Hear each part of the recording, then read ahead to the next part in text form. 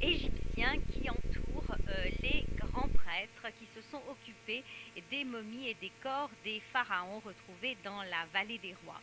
Alors, on sait que certaines momies ont été retrouvées dans des cachettes, comme la cachette de Deir el-Bahari et comme la cachette que l'on dit être celle d'Aménophis II parce que les momies ont été retrouvées dans une petite annexe de la tombe d'Aménophis II située dans la vallée des rois. Et toutes ces momies ont été retrouvées en vrac, si je puis dire. Alors, elles ont été emportées ensuite au Caire et analysées. Alors, on en a identifié certaines, d'autres n'ont pas été identifiées. Et d'autres momies sont restées en revanche dans leur propre sépulture qui la plupart du temps ont été pillées. Alors pourquoi a-t-on affaire à ce mélange? Que s'est-il passé? Et pourquoi du coup les archéologues ont bien du mal à travailler sur ces corps puisque effectivement et à les identifier puisque précisément tout a été mélangé. C'est là-dessus donc que nous allons revenir et tenter d'expliquer justement les confusions qui ont été entraînées par ces manipulations un petit peu hâtives.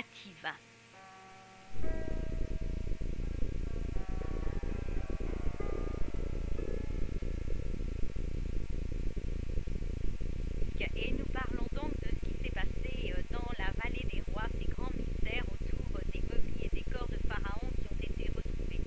Alors certains ont été identifiés, je vous le disais, d'autres ont été mal identifiés. On a confondu même des corps de femmes et des corps d'hommes. Ainsi, pour ne vous donner qu'un exemple, dans la tombe dite de Toutmosis II, on pensait avoir retrouvé le corps de Toutmosis II et on s'est aperçu après analyse de la momie qu'il s'agissait d'un corps féminin et probablement d'une épouse de Toutmosis III. Donc c'est une tombe qui a abrité un corps féminin, rien à voir avec Toutmosis II. Mais il y en a eu bien d'autres comme ça, des confusions. Alors pourquoi de telles confusions? Parce que vous allez me dire, eh bien, pour quelle raison tel ou tel pharaon, telle ou telle reine n'était-elle pas dans la sépulture qui lui était attribuée? Je commençais à vous le dire en début d'émission, ce sont des corps qui ont été sortis pour différentes raisons. Alors premièrement, c'était surtout pour les protéger des pilleurs de tombes, car la vallée des rois a été pillée à maintes reprises jusqu'à l'époque des Ramsès. C'était même une catastrophe puisque les soldats qui gardaient la vallée des rois ou les ouvriers qui y travaillaient étaient le plus souvent achetés et révélaient donc les passages pour accéder aux tombes, ce qui entraînait des pillages et ce qui a entraîné des pillages dès l'Antiquité. Donc ces fameux trésors dont on peut voir les restes aujourd'hui, eh bien ces trésors ont été dérobés dès l'Antiquité. Et après les pillages ont continué, il y a eu des pillages faits à l'époque moderne, on va dire, et notamment par les habitants d'un petit village qui se trouve à côté de la vallée des rois, qui s'appelle Gourna et qui est habité par les Gournaouis. Alors, au départ, si les corps ont été déplacés, c'était toujours dans un objectif qui était bienveillant. Ce sont des grands prêtres qui ont pris la décision de protéger les corps des pharaons, des pilleurs de tombes. Ça, c'était donc la première raison de ce déplacement. Et puis la deuxième raison, c'était que ces grands prêtres voulaient également restaurer les momies des pharaons, quitte à retirer les bandelettes et à restaurer le corps. Mais lorsque les bandelettes étiquetées ont été remises, elles n'ont pas été remises ni étiquetées aux bons endroits, d'où la confusion entre les momies. Alors qui a fait ça? Eh bien, on sait que Pinedjem Ier, qui était grand prêtre et qui est devenu pharaon, et son fils Pinedjem II, qui est devenu également pharaon à son tour, eh bien, ont pris la décision de retirer les momies de leur sarcophage et de leur sépulture et de les emmener dans un temple, le temple de Medinet Abou, qui est le temple de Ramsès III, le temple de millions d'années de Ramsès III, donc qui est le temple de millions d'années, c'est le temple qui permet de se souvenir des exploits d'un pharaon et de l'honorer. Et ce temple de Medinet Abou se situe lui aussi dans la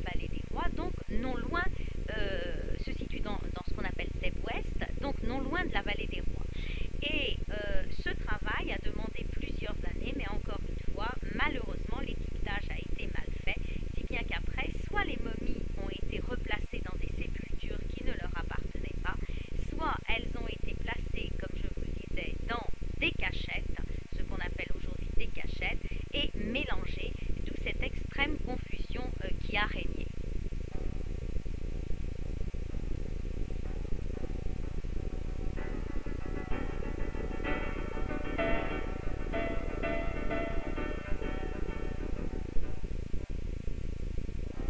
Et nous parlons aujourd'hui de ces grands mystères qui entouraient donc les momies, qui ont été mélangées dans la vallée des rois avant d'être placées au Caire. Momies mélangées en fait par des gens bien intentionnés, qui n'étaient autres que les grands prêtres Pinedjem Ier et Pinedjem II.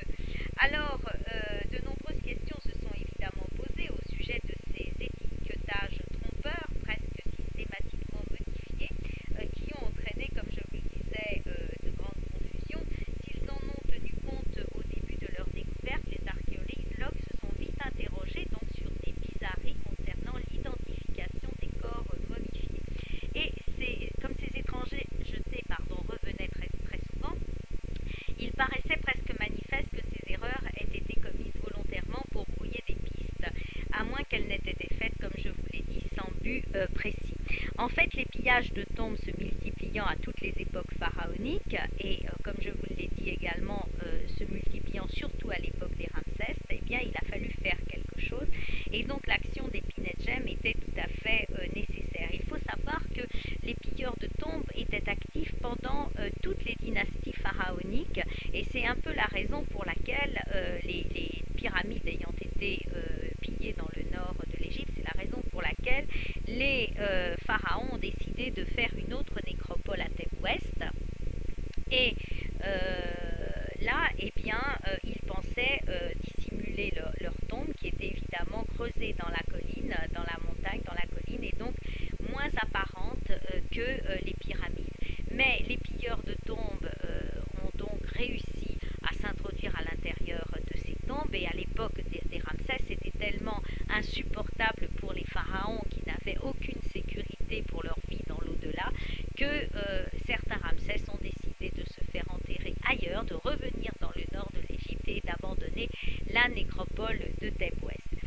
On sait aussi que ces pilleurs de tombes ont été chassés, ont été poursuivis pendant des années, mais que personne n'a vraiment réussi à trouver une solution pour remédier à ce fléau. On dit même que certains pharaons étaient complices des pilleurs de tombes pour voler des trésors lorsque les caisses de l'État étaient vides. Donc ça a été un gros problème, en partie résolu par le pharaon Horemheb, qui est le dernier roi de la 18e dynastie et qui a vécu vers le 13e siècle, le 14e siècle avant Jésus-Christ, pardon. Mais très vite, malheureusement, les pilleurs de tombes sont revenus à la charge dès qu'Horemheb n'était plus là pour assurer la justice et faire la loi. Alors, l'objectif des grands prêtres, comme je vous l'ai dit, qui ont déplacé les momies royales, était clair. Aujourd'hui, on le sait. Il n'y avait aucune malintention dans leur mission. Et leur mission première était donc de trouver un lieu pour dissimuler les momies et les préserver. Et puis, comme certaines étaient dégradées, ils ne se sont pas contentés de chercher des cachettes et d'y placer ces corps royaux. Ils ont donc, comme je vous l'ai dit, réalisé une réparation d'embaumement. Alors, l'embaumement avait été exécuté selon les règles de l'art en 70 jours avec les ingrédients nécessaires. Donc, les momies étaient en relatif bon état, puisque dans l'Antiquité, il y avait 3 sortes de momification et que le roi avait droit à la momification la meilleure, qui se passait donc en 70 jours. Donc, nul doute en tout cas que les moyens qui ont été employés pour cette restauration en chaîne a été longuement discuté. Pinedjem a recruté les meilleurs embaumeurs, une fonction d'ailleurs, la fonction d'embaumeur qui se transmettait de père en fils. Et il faut bien souligner que même si à une certaine époque ce métier était méconnu, qu'il y avait moins d'embaumeurs, et bien à l'époque de Pinedjem, Pinedjem pouvait avoir à sa disposition les meilleurs artisans. Le tout, c'était de retrouver tous les ingrédients dont les embaumeurs avaient besoin, de les stocker, parce qu'il s'agissait là de restaurer des dizaines de momies. Et puis le travail travail était délicat puisqu'il fallait dérouler les bandelettes sans abîmer les corps, donc restaurer ensuite les momies avant de remettre des bandelettes neuves en lin fin, comme c'était le cas toujours, ce lin fin que l'on appelle pissos et qui sortait la plupart du temps des ateliers royaux. Alors ce travail, comme je vous l'ai dit, a dû être effectué dans le temple de Medinet Abou, le temple de Ramsès III, mais le mot d'ordre de Pinetjem était clair. Non seulement il souhaitait que les momies soient toutes entourées d'un linceul neuf, mais il était nécessaire aussi d'y inscrire le nom du pharaon défunt, et c'est là où les erreurs ont été commises.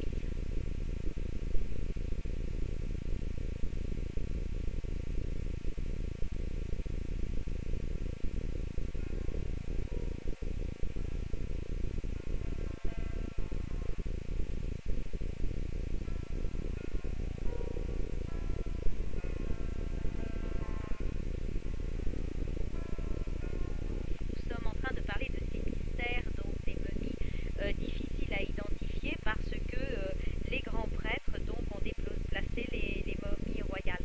Alors comment ont-ils procédé? Ont-ils agi seuls? Si nous essayons de reconstituer les faits, il semble que les grands prêtres aient seuls décidé de sortir les momies de leur sépulture, ainsi que le rare mobilier funéraire encore sur place. Et là on ne parle donc que des momies situées dans la vallée des rois. Leur première mission était donc de trouver un lieu pour dissimuler ces précieuses momies, on l'a vu, et puis de les réparer. Mais pourquoi les embaumeurs ou les fonctionnaires de Pinetjem se sont-ils trompés et ont-ils mélangé les momies royales ou pourquoi ils les ont mal étiquetées, puisque au départ ils avaient évidemment des repères et il aurait fallu tout de suite les classer. Alors les hommes de Pinetjem ont regroupé d'abord toutes les momies qu'ils voulaient restaurer. Ils ont accompli le travail de restauration, mais ils ont été ensuite totalement incapables d'identifier les corps car ils les avaient probablement mélangés, évidemment à leur insu. Alors en toute bonne foi, ils ont étiqueté les momies ou écrit le nom des pharaons sur les bandelettes en commettant de multiples erreurs, et au moment de remettre les corps en place, Pinetjem a décidé de les cacher dans divers endroits. Comme l'étiquetage était mal fait, ceux qui ont retrouvé toutes ces momies stockées ont tout d'abord tenu compte de ce qu'ils disaient avant de comprendre qu'ils avaient affaire à un incroyable mélange qui nous surprend encore aujourd'hui et qui ne nous arrange pas évidemment. Et alors on peut se demander pourquoi les pistes ont été brouillées dès le départ et comment procéder aujourd'hui pour identifier les corps et retrouver certaines sépultures. Alors il convient avant tout de faire la liste des objets que nous avons en notre possession et de se rendre sur les lieux où ces personnages ont vécu. Ils ont non seulement fréquenté plusieurs palais dont nous n'avons guère de traces, mais aussi des régions étrangères et ont surtout fait construire des monuments à leur gloire. Des stèles révèlent parfois le passage de tel ou tel pharaon dans les oasis ou en Nubie, et les rois et les reines ont ordonné la restauration ou la création de temples divins en Égypte ou en Nubie. Leurs hauts fonctionnaires se sont fait aménager des tombes superbes aux murs décorés de scènes de la vie quotidienne où l'on retrouve la cour et les rois, et il faut souvent se référer à l'existence terrestre des pharaons pour tenter de repérer leurs sépultures, leurs sarcophages ou leurs momies. Alors prenons un cas en ce qui concerne par exemple Thoutmôsis IV, son fils Aménophis III et son épouse Tiye, ainsi que les autres membres de la famille royale. Les lieux où ils ont évolué, où ils ont fait des constructions sont nombreux et parfois muets. Mais outre les endroits les plus connus, comme celui où se trouvait le temple d'Aménophis III, justement en face de Luxor, eh bien, on a découvert plusieurs éléments. On a découvert une statue de la reine Tiye, on a découvert des stèles, on a découvert des statues du roi, et on a également fouillé la tombe d'Aménophis III, non loin de la vallée des rois. Alors, tous ces éléments permettent évidemment d'avancer sur l'existence de ces pharaons et essayer d'identifier leur momie. Plusieurs tombes de fonctionnaires ayant vécu à l'époque d'Aménophis III sont également intéressantes, comme celle de Ramosé qui a fait construire une partie de sa tombe sous Aménophis III et une autre sous le règne de son successeur Aménophis IV Akhénaton. Et la tombe de Kerouef, moins fréquentée, qui était donc le bras droit de la reine Tiye, mentionne une des missions du fonctionnaire qui aurait organisé un ou plusieurs jubilés du roi. On retrouve le couple royal en bonne place dans son tombeau, et cette tombe permet également d'imaginer les festivités du jubilé. Quelques scènes qui sont dessinées sur les murs des temples de Luxor et de Karnak, sur la rive est de Luxor, et les scarabées commémoratifs d'Amenophis III, eh bien, font également avancer. Il faut savoir effectivement qu'Amenophis III avait l'habitude d'envoyer des scarabées à des étrangers, à des tributaires de l'Égypte ou à des fonctionnaires pour lui dire quelles étaient ses intentions ou pour signaler tel ou tel événement important de son règne. Donc ça nous permet d'avoir des éléments et d'avancer donc sur la connaissance de la vie des pharaons. En tout cas, tout a de l'importance. Même les étiquettes de jarres découvertes récemment dans un lieu où Amenophis III s'était fait construire un immense domaine parce qu'il trouvait celui de la rive est, donc celui de Luxor, trop petit. Alors tout cela ces étiquetages, ces étiquettes de jarres peuvent rappeler un jubilé, le domaine d'un haut fonctionnaire, le domaine d'un roi, voire le domaine d'un dieu. Et à ces sépultures donc, qui ont été fouillées, analysées, s'ajoutent de très très nombreuses autres sépultures de hauts fonctionnaires. Je ne peux pas tous vous les citer parce que ce serait une succession de noms, mais sachez qu'ils ont été enterrés en face de Luxor, soit dans la vallée des nobles, soit même pour certains dans la vallée des rois. Donc tout cela nous donne effectivement des éléments sur la vie des pharaons et aussi sur leur physique. Donc on peut à partir de là essayer d'analyser. Vous savez qu'il y a aujourd'hui des méthodes qui permettent d'analyser le physique, de reconstituer le physique d'un roi à partir d'une momie, et selon ce qu'on a, les représentations, les statues, eh bien on peut tenter d'identifier la momie. Mais tout cela reste aussi dans une partie dans le domaine du subjectif, et nous avons aussi la possibilité de faire des analyses d'ADN si il y a suffisamment de matière pour les réaliser. Toujours est-il que c'est un travail qui est long, qui n'est pas terminé, et toutes les